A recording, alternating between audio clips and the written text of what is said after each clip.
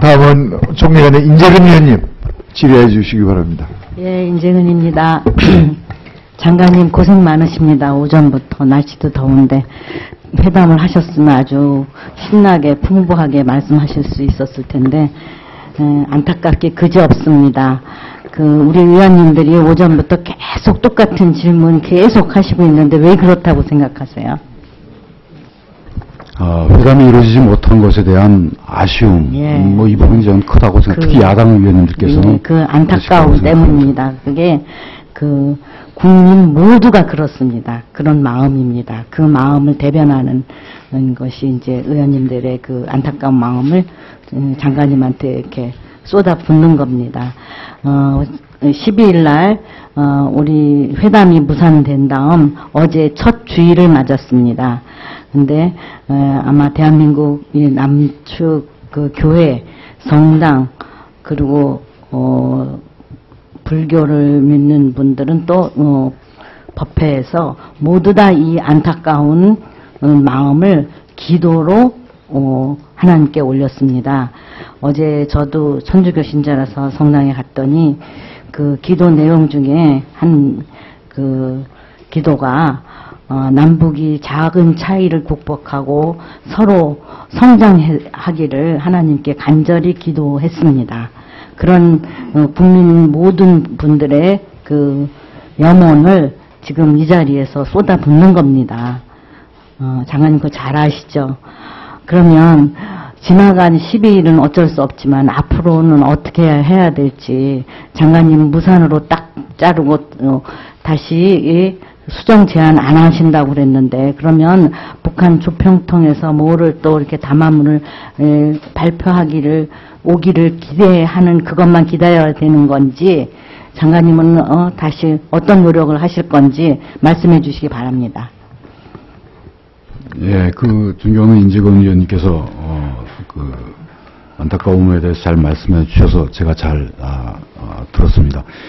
조금 전에 존경하는 정의화 위원님 말씀에 대한 코멘트에서 제가 여러 가지 방안들을 저희들이 고려하고 고민을 하고 강구해서 앞으로 저희들이 해나갈 방향을 정해 나가도록 하겠습니다. 지금 이 자리에서 제가 어떻게 나가겠다라고 말씀드릴 수는 없고 원칙적으로는 저희들이 수정제의를 하는 식으로 말하자면 12, 13일 열리기로 했던 회담에 대한 수정제의 형식으로는 저희가 안 하겠다고 분명히 말씀을 드렸고 앞으로 상황은 또 역시 여러 가지 상황들 변수들이 있기 때문에 그런 것들을 지켜봐 가면서 저희들이 여러 가지 방안들을 고민해 보겠습니다. 하여튼 저희는 기도할 수밖에 없네요. 다음 정전협정 올해로 60주년을 맞는데 한반도 평화체제 구축과 관련한 정부의 입장을 묻겠습니다. 그동안 우리 정부는 한반도 평화체제 구축을 위해서 핵 문제 해결 후 평화체제 구축을 주장해 왔습니다. 정부의 한반도 평화체제 구축을 위한 프로세스는 무엇이고 또 최근 정부의 입장이 변화가 있으면 말씀해 주시기 바랍니다. 사실 이 평화체제 문제 이번에 특히 북한이 미국과의 대화를 제의하면서도 역시 또 이번에 들고 나왔습니다만 박근혜 정부에 있어서 평화체제 문제는 당장 촉급한 문제로 시급한 문제로 저희들은 보지는 않고 있습니다. 그 이유는 지금 남북 간의 상황이라고 하는 것이 최소한의 신뢰도 없는 상황이기 때문에 평화체제를 얘기한다는 것은 상당히 현실성이 떨어진다라고 보고 있습니다.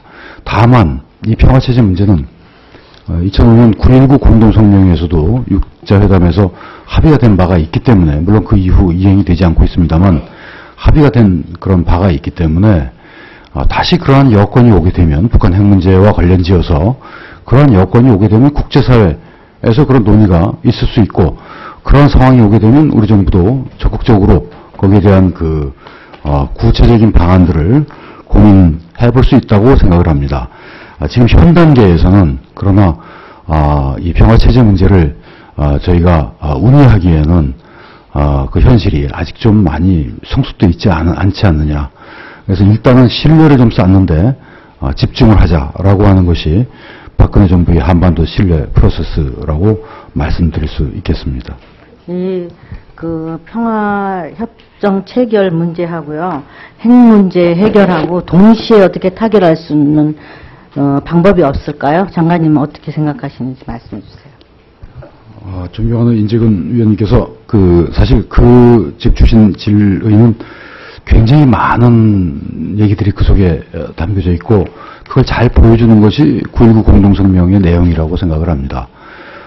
북한이 원하는 게 있고 또 우리 한국을 비롯해서 이 관련국들이 원하는 것이 있기 때문에 그 원하는 것들을 쭉 모아서 하나씩 맞바꾸면 될 수 있다라고 해서 나왔던 것이 과거의 그 행동 대 행동의 원칙, 말과 말의 원칙, 뭐 이런 여러 가지 그 논의들이 있었습니다.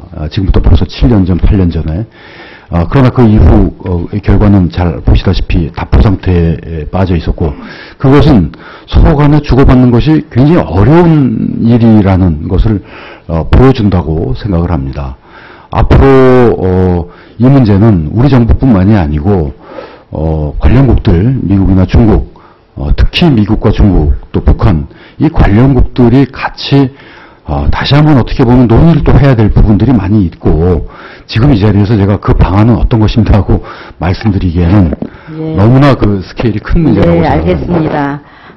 그 국제적인 공조가 필요한데 마침 6월 말에 예정된 한중 정상회담에 대해서 또 여쭤보겠습니다. 6월에 이루어질 한중 정상회담에서 북한 핵 문제 해결을 위해서 어떤 노력을 기울이실 것인지 장관께서 구체적으로 좀 답변해 주세요. 예, 아직 대통령 방중이 이루어지지 않고 있고 그 방중과 관련해서 여러 가지로 그 양국이 지금 협의 중에 있기 때문에 이 자리에서 뭐 제가 말씀드리는 것은 적절하지 않은 것 같습니다.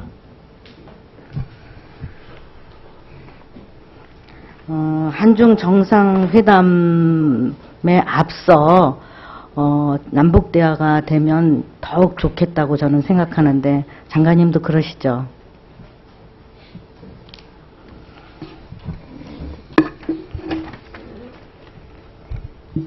두 사안 간에 이렇게 긍정적인 그런 관계가 있을 수 있다고 저도 생각을 합니다. 그렇지만 한중 정상회담은 한중 정상회담대로 논의해야 될 사안들이 굉장히 많기 때문에 그것이 한중 정상회담의 분위기에 중요한 변수라고 제가 이 자리에서 단언해서 말씀드릴 수는 없습니다. 이번 회담에 대해서, 남북 회담에 대해서 어디가 더 책임있다 하는 그런 얘기에 청와대가 양비로는 북한에 면죄부를 주는 것이다 이런 발언을 했어요.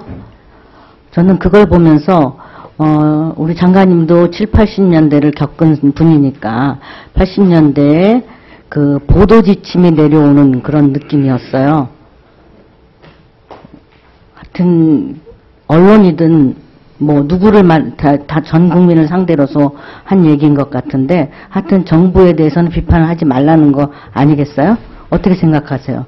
저는 이거를 들으면서 80년대 보도 지침 같은 그런 느낌을 받았거든요. 예, 존경하는 인재근 의원님께서 중요한 지적을 해주셨습니다. 제가 실무 접촉 과정을 전부 다 봤습니다. 그리고 그 이전에 이 회담 제의를 받고 하는 과정을, 모든 과정을 제가 주무부처의 장으로서 다 관할을 하고 있었습니다. 제가 이 자리에서 우리 존경하는 위원님들께 자신있게 말씀드릴 수 있는 것은 우리 정부가 뭐 잘했다 못했다 이걸 떠나가지고 우리 정부는 정정당당하게 했다고 제가 분명히 말씀드릴 수 있습니다. 그렇다고 해서 제가 북한이 모든 책임을 다 져야 된다는 그런 의미로 드리는 말씀이 아니고 적어도 우리 정부가 이 문제를 처리하는 데 있어서 북한과 기싸움을 해서 북한을 꺾으려고 했다거나 하는 그런 의도를 갖고 한 게 분명히 아니라는 점을 제가 말씀드릴 수가 있고, 그렇기 때문에 제가 한 발언은 아닙니다만 이번 과정을 공개를 해도 저희가 물론 여러 가지 회담 전략에 관한 문제가 들어가 있고 또 남북이 같이 한 협상의 문제이기 때문에 공개를 할 수 있는 것들이 제한돼 있어서 그래서 그렇지 저희들이 이 전 과정을 공개를 해도 떳떳함이 있다는 것을 제가 분명히 말씀드릴 수가 있고 그런 차원에서 그런 얘기가 전 나왔다고 봅니다. 그리고 그것이 보도 지침이라고 이렇게 글쎄 그렇게 해석하시는 분들이 있다면 그건 할 수는 없는 거지만 보도 지침 이렇게 해서 보도 지침이 통할 리도 없거니와 그런 차원에서 드린 말씀은 아니고 조금 전에 말씀드린 대로 우리 정부가 정정당당하게 했다. 공개해도 부끄러움이 없다라는 차원에서 드렸던 아마 그런 차원에서 드렸다고 저는 생각이 네, 마지막으로 합니다. 제가 장관님께 꼭 묻고 싶은 게 있어서 마지막으로 묻겠습니다. 그런 무슨 강지영이지. 강지영 국장이 나오건 누가 나오건 우리 정부의 통일 문제에 있어서 수장은 나다. 내가 나가서 얘기하겠다. 이런 생각은 안 가지셨어요? 저는 그런 마음이 있었을 것 같은데요. 그 생각보다 더 중요했다고 판단했던 것은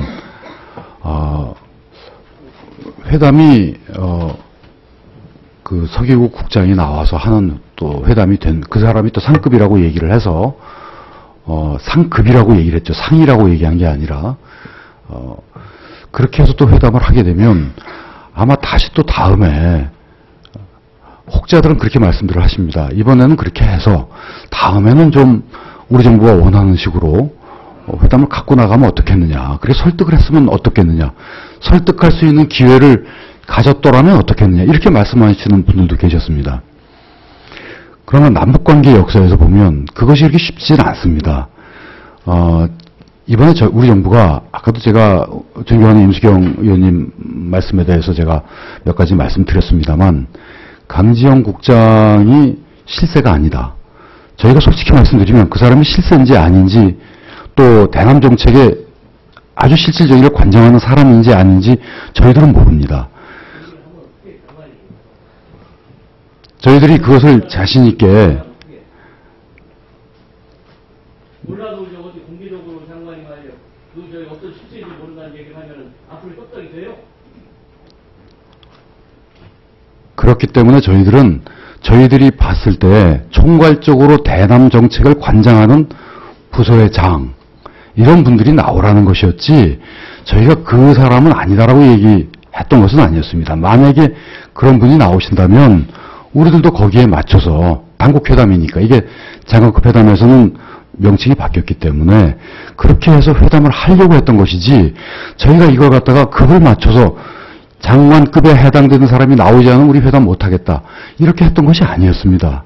그러니까 저희들이 그 15시간에 걸쳐서 북측을 설득하려고 했던 것은 그런 부분이었다. 이런 말씀 드리고 싶습니다.